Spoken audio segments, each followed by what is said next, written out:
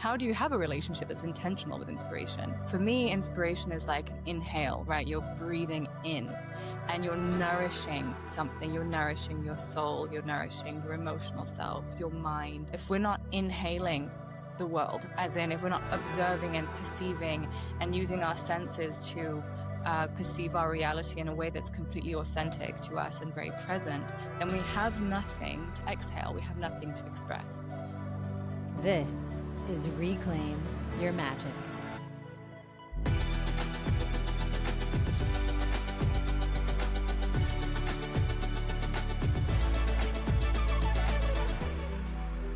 Welcome back to another episode of Reclaim Your Magic. My guest today is Lucia Dami, and she is an incredible creative.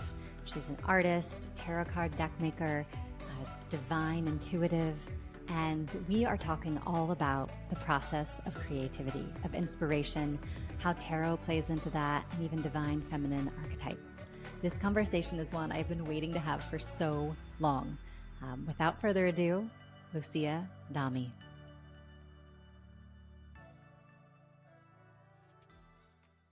I think the big topic for me specifically today is just the art of creativity, and we're going to explore it in a few different ways, but I really love what you have done online and the way that you talk about receiving inspiration and the way that you talk about like bringing creativity into the world. I think that a lot of people want to do that. They want to bring something into the world in a wide range of ways, but they don't necessarily know how or like where to get started.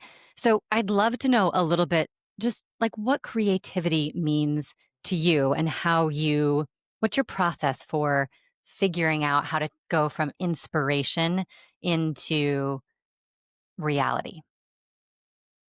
That's a great question. Well, and it's one that I think is something that this topic in general, I hold it really close to my heart because I think there are so many people who have creative spirits, right? Who are just naturally very creative, and it can really feel so almost depressing when you have this block and you just don't feel creative, you don't feel inspired, and it can affect every area of your life, you know? And so when I talk about creativity, I really talk about it as something that's so beyond just making an artwork or writing poetry or dancing, right? It's like, it's not just the art forms, it's really a way of living. And, you asked about how that process between turning an inspiration, something that's in our inner world, into something material. But I think that just knowing how to feel inspired or how to have a relationship with your inspiration is really the first step. Beautiful. And people talk about inspiration a lot, like you can't force it, you have to wait for it, or can you? How do you have a relationship that's intentional with inspiration? And for me, inspiration is like an inhale, right? You're breathing in and you're nourishing something. You're nourishing your soul. You're nourishing your emotional self, your mind. And so knowing how to do that is really knowing how to create an environment where inspiration can come naturally. And usually when we're feeling blocked creatively, it can be for a number of reasons. I think a very common one is that all of our energy is going into meeting other needs and necessities. And it's just we just feel drained, right? Because all our energy might be going into taking care of other people, maybe into our job, maybe into, our partnership, or things that we just need to do that isn't creative or isn't about our desire and our sense of pleasure. Yeah. So if that's the case, I think it's really important to get very honest with yourself about how you're spending your free time, right? Yes. And it's really difficult because I've been there too. It's like I feel stuck and I feel like, well, there's just nothing I can do about it because I'm so busy, right? Or I just, I have to do these things, or I have to take care of this person. And that might be true, but it's also true that you have at least 5 minutes in your day to carve out some space to do something that brings you a sense of pleasure, or at least creates a space where you can be curious about something. Yes. So going back to my analogy about it being an inhale, if we're not inhaling the world, as in if we're not observing and perceiving and using our senses to perceive our reality in a way that's completely authentic to us and very present, then we have nothing to exhale. We have nothing to express, right? So even just having those 5 minutes where you're like, okay, I'm going to read some poetry now, or I'm going to go and Mhm. hug this tree, and I'm going to be intentional about what I'm feeling and what I'm hearing this tree telling me. You have to really kind of go out of your comfort zone and break yourself out of that routine of like, I'm doing this and this and this and this, um, to really begin to allow yourself to have space uh, to be inspired. I hope that makes Yes. sense. I kind of Oh, it went makes it really makes big. so no, so much sense. And I love the way you talk about that because it is, yes, inspiration needs to be received, but carving out the time, so important. And I think you also touched on it really eloquently to say, hey, look, we are all very busy. That's just, I think, the Mm, state of the world. And that's okay.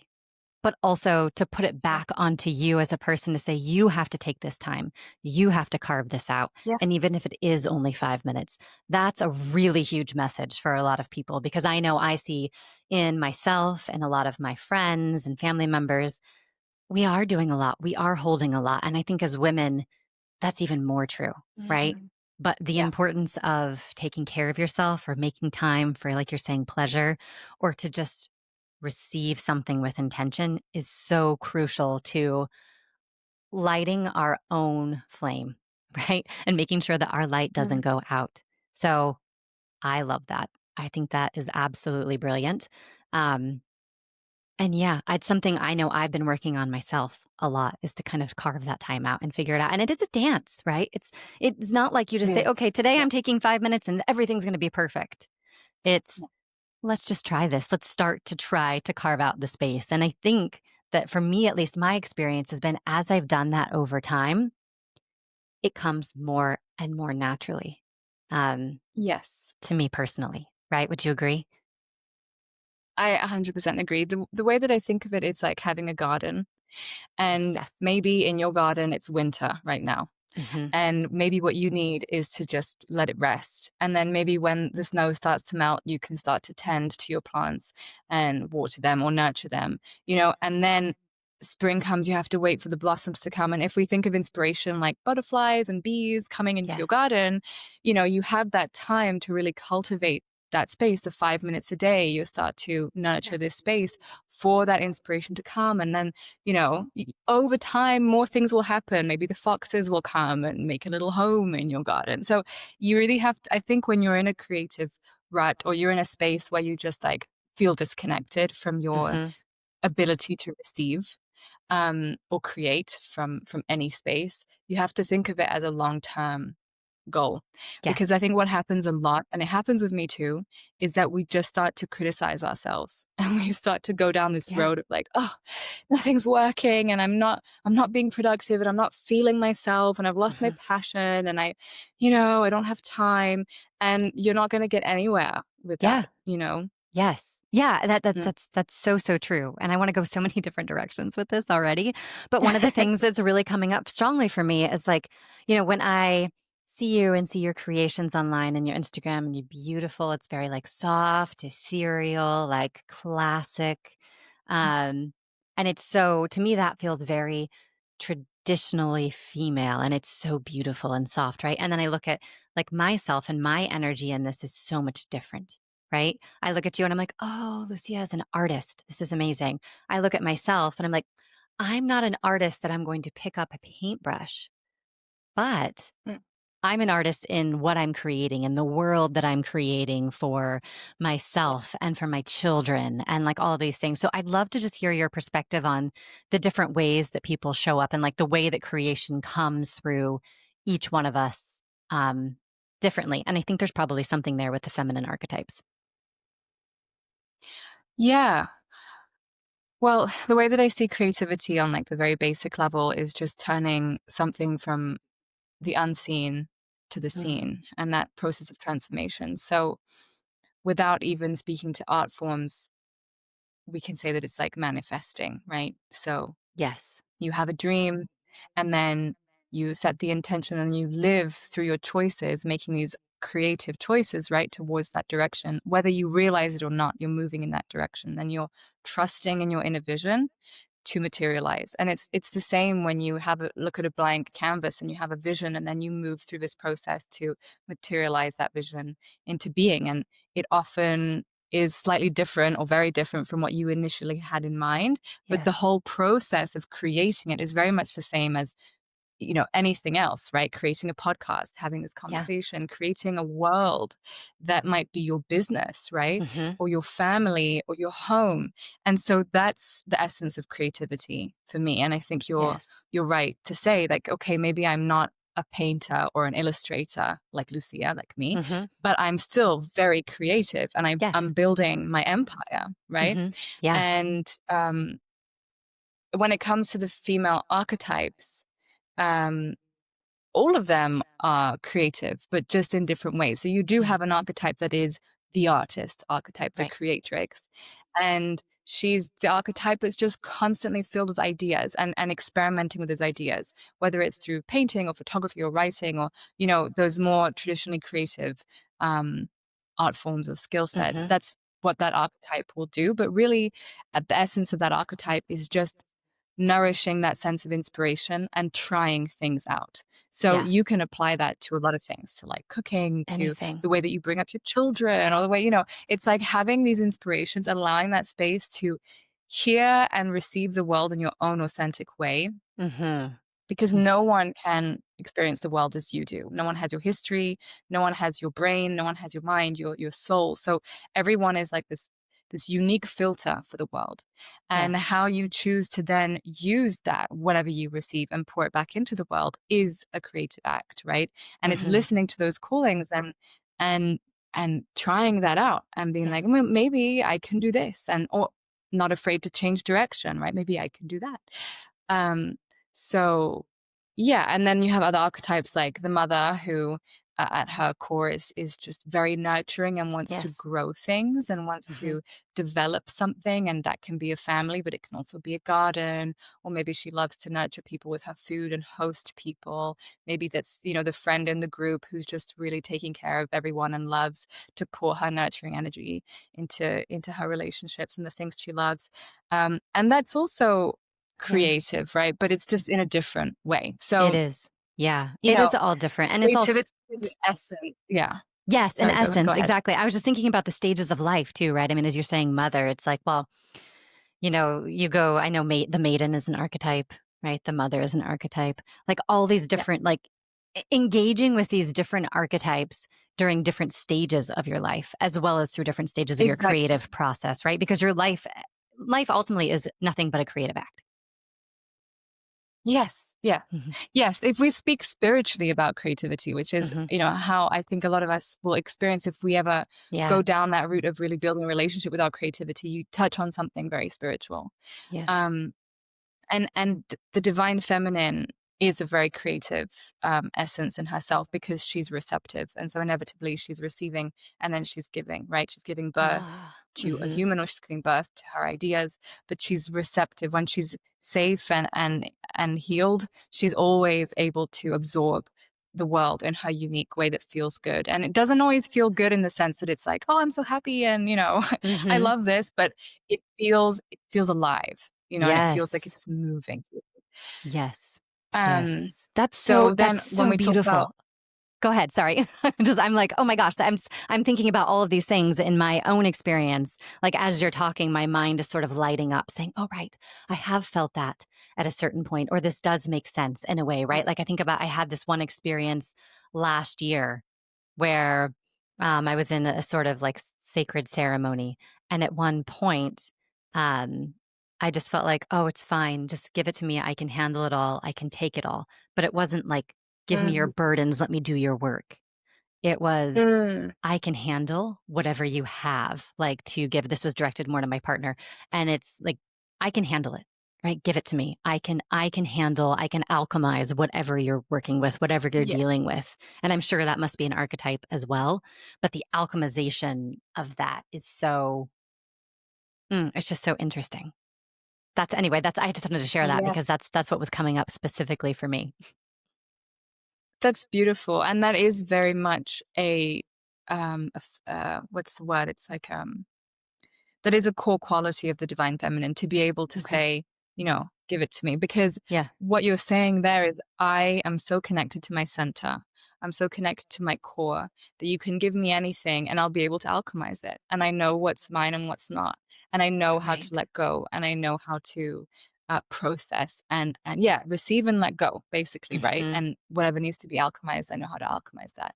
And I'm not going to take it on my shoulders and feel like this is my burden, I have to heal you. That's the wounded feminine, right? Right. So it's really beautiful that you experienced that, Hmm. because that's that's what happens when you find yourself very um safe in the feminine and very connected to your center and to your intuition, you know? Yes. Mm. Yes. And it's great to understand the difference between the healed and the wounded, because I think I've certainly acted in both capacities many times, and Yeah. I still will, Oh, right? we all As we all go Yeah. through things. So that's really interesting. And I have to ask you, so I think about a year and a half ago, I really started to take on more of a like spiritual approach to my life.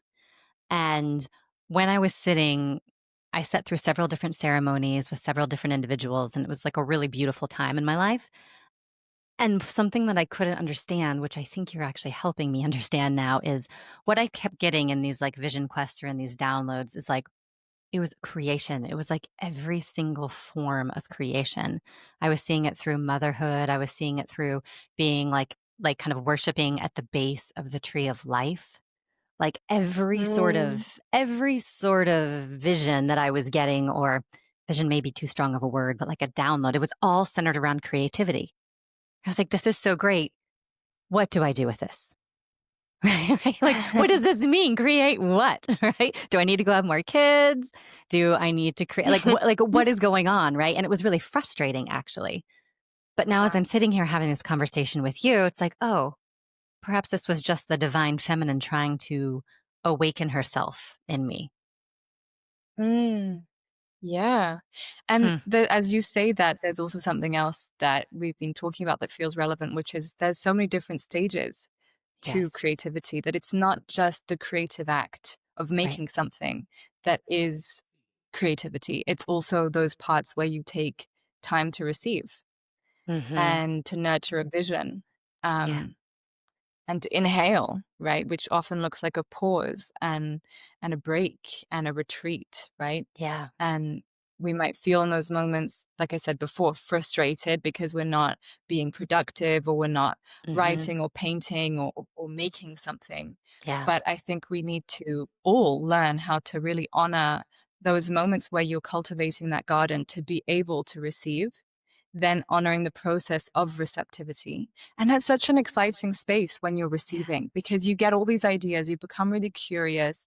Life feels really rich. It feels really full. It feels like there Hmm. are so many avenues that you can go down. Um, and then it's about understanding there's that other phase that doesn't feel very creative where you commit to a path, you know? And that's Yes. actually something that I think a lot of creatives find difficult, myself included, Okay. because it can be so intoxicating to be filled with ideas, right? And super inspired, but Yes. then having to commit to something, to commit to a Hmm. project, Yeah. then you have to start to embody a different feminine archetype, like the queen or the warrior, which are two Hmm. archetypes that have a vision and then they decide how they're going to pour their energy into making that happen. And that's when you have to kind of get a little bit strategic, maybe draw on some of those masculine qualities of like putting a plan in place, being a little disciplined, having Yeah. the devotion, right? Of like, okay, every day I'm going to work on this. So all of those parts have their place in creativity. It just doesn't always feel like it, right? Yeah, I think that's really important too, to understand that like your creative process may not feel creative in the moment. Yeah. Yeah. That's really powerful and also very freeing, right? To allow yourself to say, "Hey, it's okay. I can take an inhale, I can take a deep breath. I can pause, I can rest, I can Yeah. receive and not worry about not doing something." Which is a huge problem I think for me and a lot of people. Is like the doing is like I do love to do, right? That's the best, but mhm. Yeah, and Yeah, that makes a lot of also sense. another obstacle that we face nowadays is with social media. We're constantly seeing people's end products, or, we'll often see with artists their process, but we're really looking at the nice parts of their process. Mm-hmm. We're not looking Mm-hmm. at those parts where they're like frustrated because it's not coming out right, or they have to Yeah. start over, or they're exhausted because they've just, tried 3 times and none of them came out the way they wanted to. And you can Yes. apply that to not a painting or a work of art, but also like, if you're an entrepreneur as a woman, your Mm-hmm. ideas and the things that you want to build and create and share with the world. So with social media, we're just absorbing all of that and then inevitably comparing ourselves to that. Yes. And we're Yeah. only seeing the good parts. So sometimes taking a little break can help. Yeah. Yes, definitely. Okay. Okay. So with that, I'd love to invite you to share if you wouldn't mind. I will say just really quickly, you created this really beautiful tarot deck and I love it. I Thank ordered it. I've you. been working with it. It's absolutely a work of art. If I could just say that the way that the cards feel in your hand is Mm, so different. And I think that's so important. They feel like substance, right? And thank you. I personally, the gold and the shimmer is so beautiful. And this is actually the card that I drew right before the Oh, podcast amazing. to the King of Swords. I don't know. I mean, I read about it in your book, and that was very interesting that you were just talking about bringing in the masculine and the discipline a little bit sometimes. And it's like, wow, that maybe is a good piece of information for me. Um, but I would Yeah. love to hear a little bit about, the process of obviously creating a tarot deck is a pretty serious process, very involved, I would imagine. But if you would share something where it wasn't going well and how you Mm. alchemized that, how you worked with that energy of like frustration or disappointment or whatever it was that you were feeling in that moment. Yeah. So creating the tarot deck was from start to finish about 4.5 years of a journey. Wow. And that's because there was a lot of resistance. I had a lot of resistance to, I had a lot of procrastination.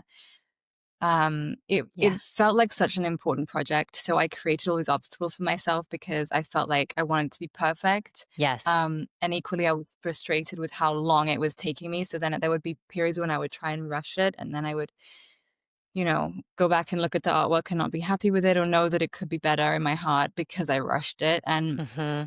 so there was a lot of that process that didn't feel good. Going back Mm-hmm. to the point that I made earlier about how creativity doesn't always feel good.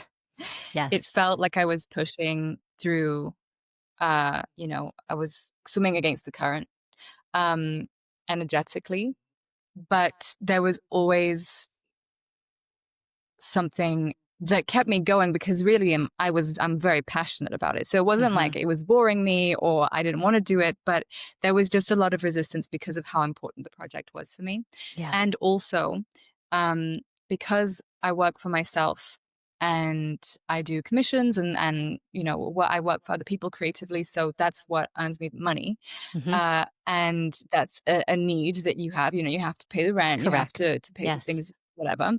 So whenever I would go into my own project, which was the tarot Mm-hmm. deck, I would feel this guilt of like, oh my God, my business is going to fall apart if I, take out this time to Right. do that. Um, so that was a constant balancing act. I never quite, found myself in a perfect harmony between those two Yeah. voices. I just allowed it to be what it was. So those I think were when I think of that journey and the challenges, those are kind of the big ones Yeah. that come to mind. Yeah. Yeah. Those are ones that I can see reflected in my own life as well, right? Mhm. The wanting something so badly, but not being able to, like, almost paralyzing yourself from starting because you are so worried about it not being exactly right, right? Um, I think Yeah. my personal example for myself is even starting this podcast. I knew I wanted to do this 2.5 years ago, and I just started this year. So, it is a bit of a process to get to work yourself up, to have the courage, I think, to dive Yeah. in and to really start something Yeah. that is personal and may or may not be received well, right? Yeah. Yeah. Exactly. Yeah. And knowing that no one else is going to do it for you, not, especially when Yes. it's a personal project, you don't Right. have someone telling you, I need this by this day, right? Exactly. Yeah. Yes. You have to So hold you your own have feet to to the fire. find Exactly, exactly. And I think what helped me was thinking, well, okay, I can just stop and then it will never be finished. Or, Yeah. you know, I could just continue with this procrastination and it will come out in like 10 years' time. And if I go down that path, I don't want that. So if I don't want that, then what am I going to do about it? You know? Yes. Yes, Yeah. exactly. I think the whole like takeaway process is the way I think about it. Mhm. I can just say, hey, you know what? I don't have to do this. I actually don't have to do it. And then you sit with that Mm. feeling of what it feels like to not pursue a passion. And that Yeah. feeling is always worse than the fear of getting started or Always. continuing to push, right? Always. Yes. And the thing with not starting something is that you're going to always make excuses for yourself as to why you're not Yep. starting. It's never, I'm afraid of failing. Right. But that's the underlying fear, right? Or I'm afraid of letting myself down or Exactly. letting other people down or being judged or whatever. But Yeah. really, on the conscious mind, it's just, I don't have time for this. I have to keep my business going. I have other things to do. I don't feel like doing it. I don't Yes. feel inspired. Da, da, da. Yeah. So, it's also being aware of that, like getting very honest with yourself in those moments about, Hmm. okay, is this important to me? Right. Then I need to get disciplined. And that's going back to what I said earlier about that creative process. It's not always going to feel like the divine feminine and this Yes. feels amazing and I'm just flowing, and that you will get into those beautiful flow states, but you sometimes have to push yourself to Yeah. get there. Yes, I agree. And what is it that you think happens? What's the catalyst behind getting into those like deep fluid times where you feel like you are co-creating with the divine and it's just sort of magic is just pouring through your body? If only there was a perfect recipe. Yeah, I but I mean, there I must think be certain things that no, I know like you. I you've understand your noticed. question. I do. Yeah. I do understand. I really think that it's really looking at it from a very holistic point of view, Okay. and um, looking at your life and seeing where am I not taking the time that it could be taking to um, meditate or spend some Mm, time in nature or journal or take care of myself or put myself outside of my comfort zone, because when we're yeah. outside of our comfort zones and in new environments, we're naturally going to be receiving new information, and our perception is not going to be limited by the familiar of like, I know what I'm seeing, I know what to Mm, expect, I know this yes. place, I know this street, da, da, da. Unless you really practice, okay, now I'm going to look at this thing that I see every day with completely new eyes, which is a great practice, by the way. Unless you're doing that, then you just putting yourself in a new environment is the best way to access those parts of you that are like, oh, what's this? Hmm. What's that new thing and this new cafe or this new path down the forest? Let me Yes. see. Yes. So I think realizing where am I not doing that and I could be is a Hmm. really great question. Because going back to that inspiration, being the first part of creativity. And then where am I just not creating? Where am I not journaling or writing my ideas down or making little sketches? Where could I be doing that? And I'm choosing not to. Mm, Because those euphoric moments when we reach the flow state, I mean, yes, you can get really lucky and like fall into it on a really good day. It does happen. yeah. But if we want to be having those more frequently, we have to just set up our life in a way that allows the space for those to come through. So that first bit is like, okay, where am I not allowing myself to feel more inspired? And Hmm. then where am I not just producing work that's not for any purpose? Just I'm writing, I'm drawing, I'm taking a photo, editing a video. I'm not going to share it unless I feel that I want to, but I'm just practicing like a muscle, strengthening that muscle of putting things down and getting my inner world out onto paper or into something material, Mm, because then you're strengthening that muscle to be able to then get into that, more flow state type of yeah. creativity where like you're like, okay, I had this idea I want to paint, or I'm just gonna set up a big canvas and I'm gonna go into like a whole journey of painting and seeing what comes through me without having a plan. Or, you know, it could be anything. Painting is just an Hmm. analogy, right? But Yeah. I think flow states really do come through creative acts. So probably I mean, I think when you're setting up a business and you're really excited about your new website page, or you're like really excited about Right. maybe creating a podcast and you're kind of hashing out your plan and your ideas, you can get into a flow state there. Um, but at least in my experience, I think the higher levels of that really come through an art form, right? Um, Mm-hmm. so yeah, I hope that answers that question. Yeah, it definitely does. It's like I almost feel your response in my body versus like actually Mm, taking in your words. So to me, that's always the signal that, yeah, I love that. this is the right thing. So yeah, no, I do love that. It would be beautiful if we had a recipe, but I think that it's also just kind of the magic of it, right? It's like Yeah, open yourself up, create the space. It will come or it won't. But if you've done your part, that's all you can really do, right? exactly. It's almost like, when you're building a relationship with something invisible, really. Mhm. And so Yeah. you have to trust that it's not gone. It's Yeah. always there, but you're not always going to be in this perfect harmony with it, and that's okay. Yeah. However, if you stop showing up, you will not ever get that harmony, So Exactly. you kind of have to always trust that if I keep showing up for my creative essence, no matter what that is, whether it's 5 minutes a day or like an hour a week or whatever it is, Yeah. then I will start to have this deeper relationship with something beautiful, Mhm. and, Mhm. and very enriching. Yeah. Yeah. Yes. Yeah, and I do think it's so important to do both, right? Because I think so often you can read something that says, "Oh, to be in a state of reception, you just have to be." And it's like, well, Mm, yes, but there is always some element. I think the universe responds to us when we take the first step. So there yeah. is something inside of you. You have to own this. You have to want this enough to take that first step because the universe, Yeah. in my experience, doesn't deliver things to your front door. Right? Not usually. Not usually. I mean, I'd love to be made wrong on that, right? I'd love to go and check my door after this podcast and see what magic awaits me.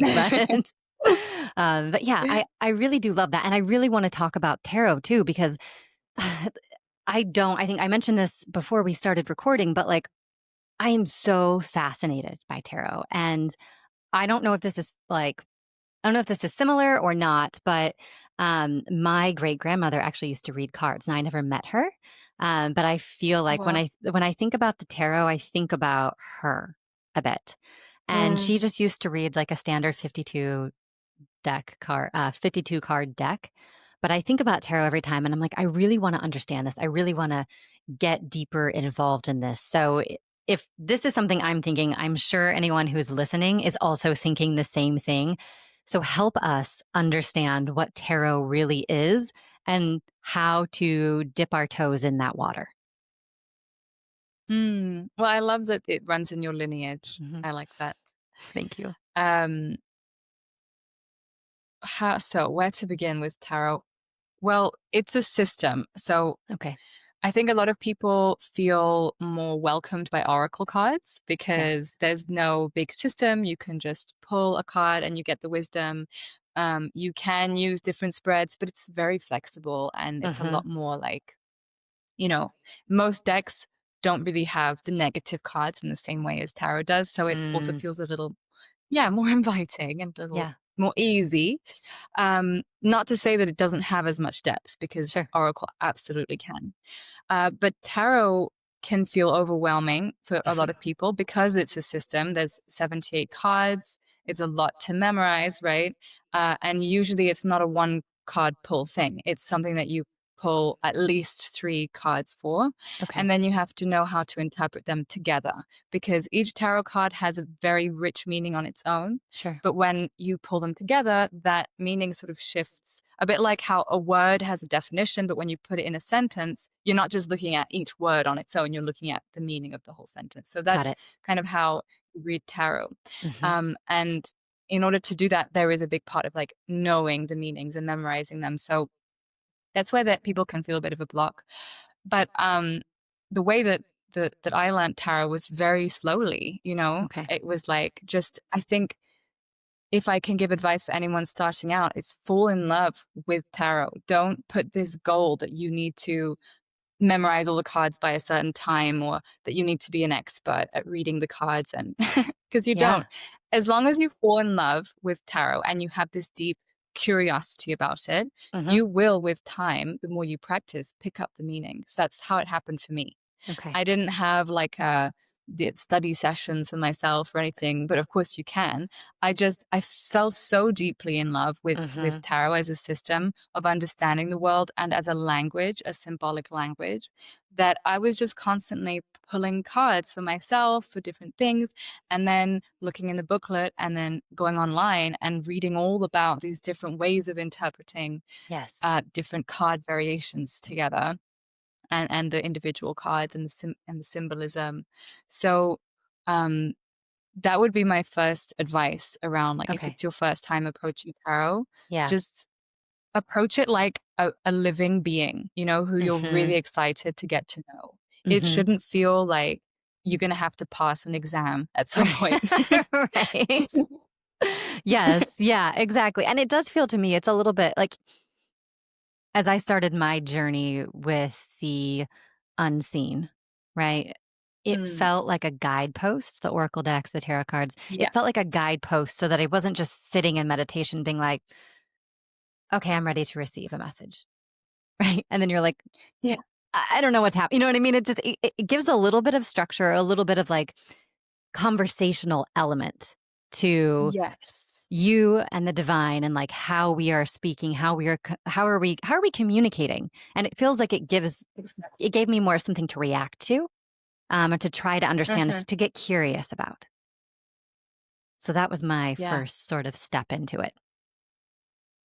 I love that. And yeah, I don't think I answered your initial question around what is tarot. And I Right. think you Yeah. you described it really beautifully, that it's a Oh, tool for having yeah. a conversation with the divine and having a conversation with the unseen.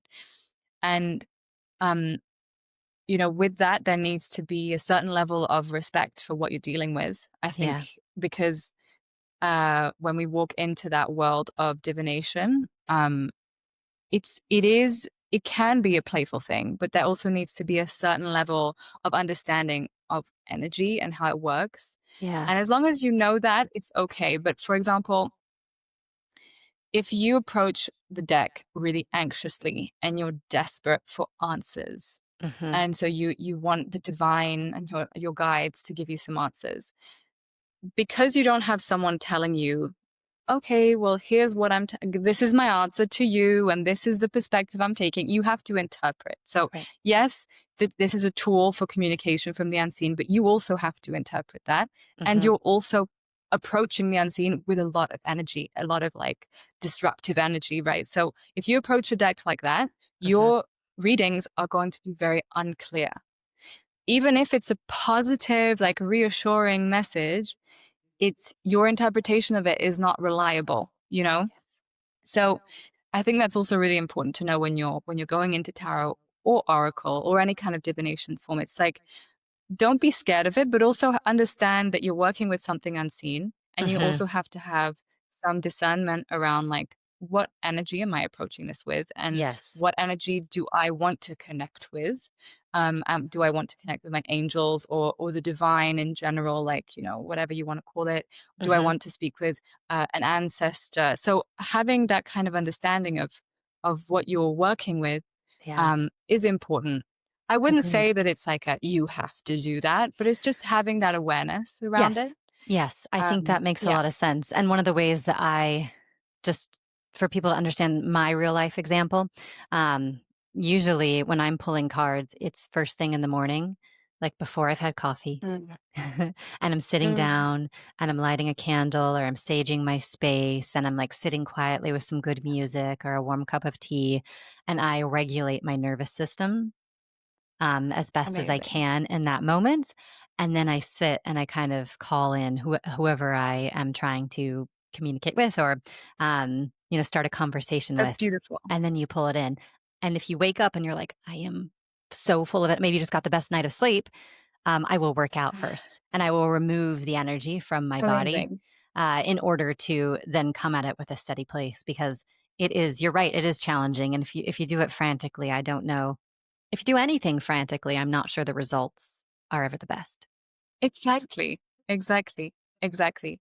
Um, and another thing I'll add to that is that Yeah. if you're learning tarot and you just want to pull the cards to learn and to get yourself used to the meanings, it doesn't matter how you pull, because your intention is not, I need an answer or I want guidance. It's, Right. I just want to see what comes out so I can explore and see if, I'm picking up the right thing. Or for example, if you're learning, a great practice is like, let me pull two cards, Hmm. one card for what I should look out for.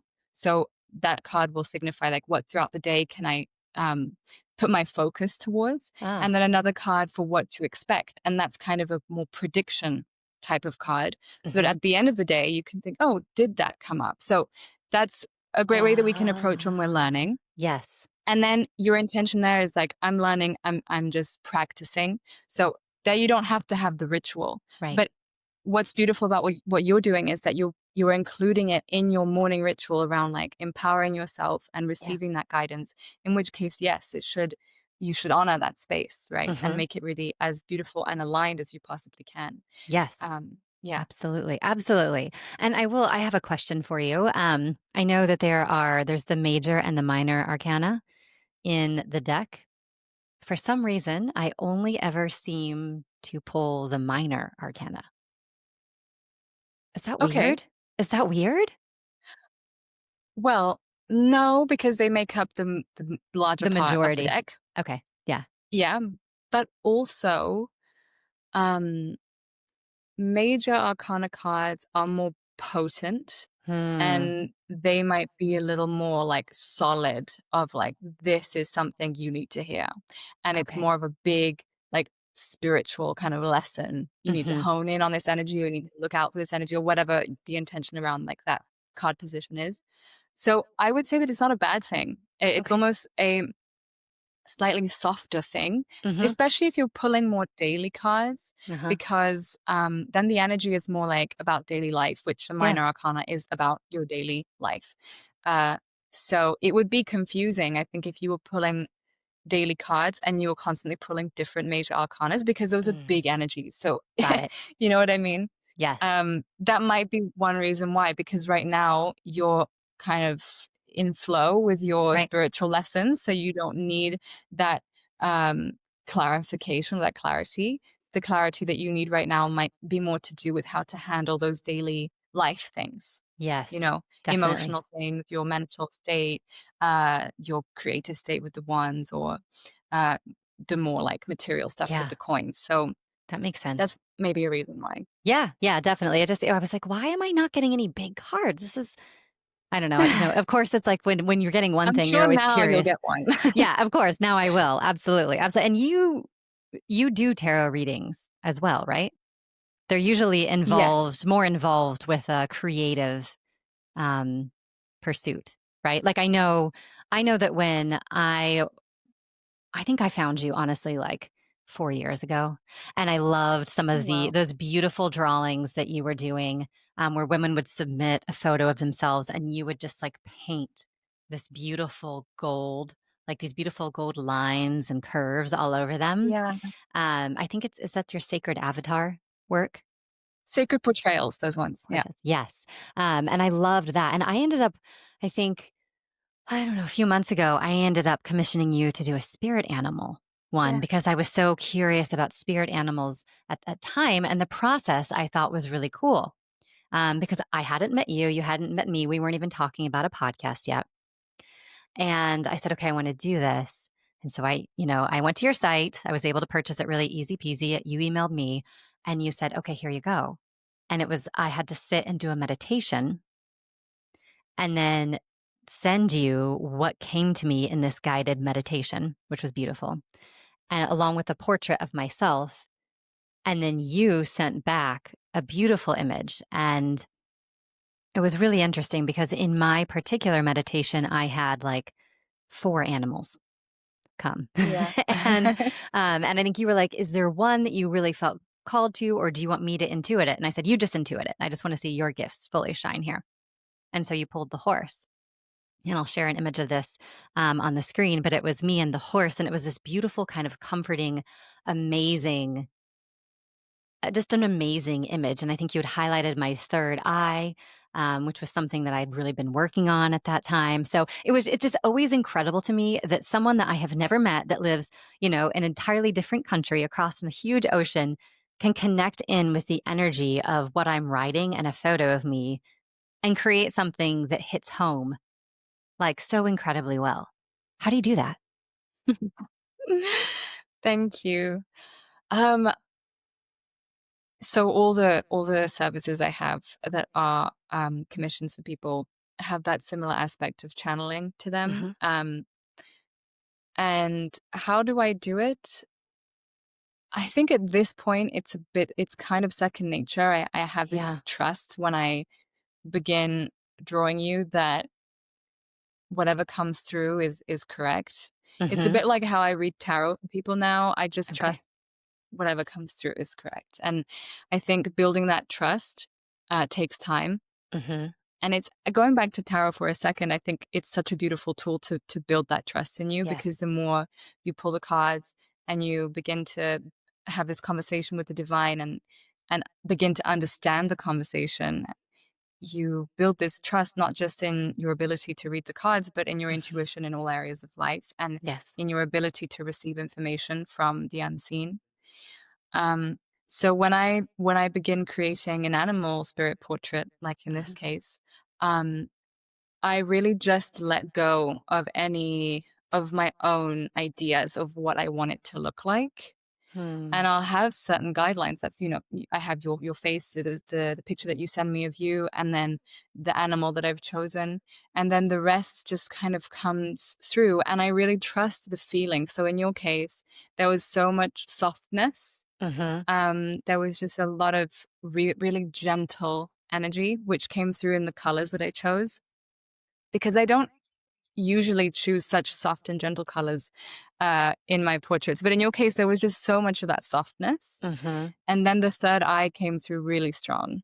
So I was Yeah. just like, oh, I have to do this third Hmm. eye here, and I really have to make it a, a central part of Yeah. the image. I think there was a lotus right around it Yes. opening. Hmm. And then there wasn't a lot of detail in the other areas of the image, which means that there needs to be, or there wants to be, a lot of focus on this one part. Yeah. And I know for yours as well, there was a star on your throat. Yes. Again, there was this feeling that that's all that there should be. There was Mm. there was a desire for a lot of space. Yeah. Um, it's always my nature to want to add as much detail as possible, because I Hmm. love details and little things. Yeah. But in your case, there was like, oh, I just want to breathe. I want space here, and also the energy of the horses Yeah. felt really powerful and forward moving. That I just wanted the focus to be there, and that when I say I wanted it to be like that, it wasn't like I had this vision for what I wanted to look like. It was Right. all as I'm creating, I'm kind Hmm. of guided by a, a feeling in a way Yeah. as it's coming through. That's so beautiful. It's interesting too, and now I'm just remembering that before this podcast session, I had set and created my own kind of little space. I saged, I did everything, and Mm. my third eye was very activated, and I also had cleared my throat chakra just so that I could, receive any information and share it out. And that's funny because I had forgotten. You're right that there was the star in my throat in the image. So there we go. Well played. Yes. Yeah, and it was very clear, Hmm. when you're speaking to the ritual that you just did, it I think that's what I really felt when I was channeling your portrait, is like being as pure of a channel as possible, that Yeah. softness of like, I'm just gonna clear out and see what I perceive and Hmm. what I want to say through that voice. Yes. Yeah. Yeah, exactly. Oh, that's so beautiful. Okay, I feel like I could talk to you for 10 hours. Um, but I know we're coming up on the end here. So, um, where can people find you if they want to work with you, if they want to follow along on your creative journey? Where can they find you? On Instagram, Mhm. my handle is at lucia.dami, Mhm. Dami. And I have a website, which is luciadami.com. Perfect. And Okay. you can find all of my commissions on there. I sell my tarot deck on there. I also have a link to my Etsy where I sell prints if anyone wants my art prints. So those are the two spaces where I share. Perfect. Okay, I'm gonna link those in the show notes so everyone can go and connect with you.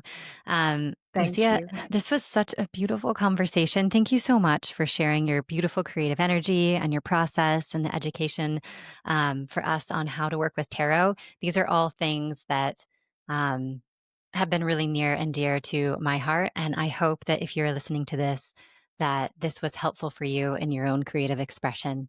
Um, and yeah, just thank you so much for being here.